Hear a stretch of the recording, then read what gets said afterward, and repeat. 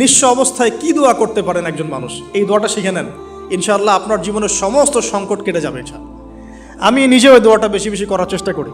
দোয়াটা হচ্ছে, মুসা আলাইহিস সালাম একটা গাছের নিচে হেলান দিয়ে বসলেন, বসে দেখলেন দুইজন মেয়ে দাঁড়িয়ে আছে দূরে, পানি নিতে পারছে না, লোকজন পানি নিয়ে যাচ্ছে, ওরা দাঁড়িয়ে আছে বেচারি।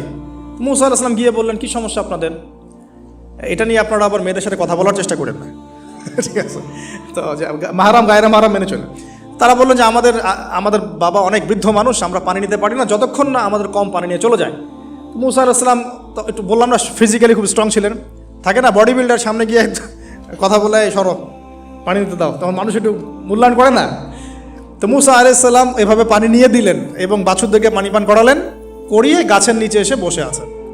বসে বসে তিনি দোয়া করছেন, এই যে দোয়াটা তিনি দোয়া করছেন, রব্বি, একটা নেক কাজ করলেন না, মানুষের উপকার করলেন, নেক কাজ করে এসে গাছের নিচে বসে দোয়া করছেন, আল্লাহ এখানে তো আমার খাবার পানি বাসস্থান কিছুই নাই, আমি কি করব?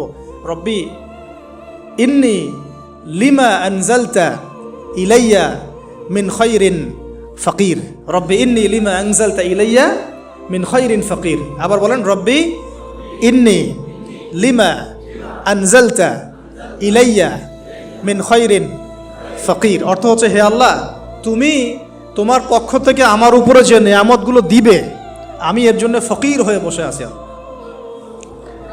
অর্থ বুঝে পড়বেন ভাই, নামাজ রোজা হজ জাকাত যাই করেন আল্লাহর ওয়াস্তে অর্থ বুঝে পড়বেন।